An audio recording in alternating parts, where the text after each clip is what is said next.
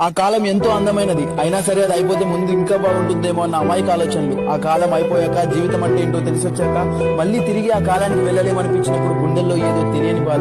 అయినా సరే గుర్తుకొస్తే ఆ జ్ఞాపకాలు పూస్తాయి మన పెదాలపై చిరునవ్వులు. అవే మన స్కూల్ డేస్.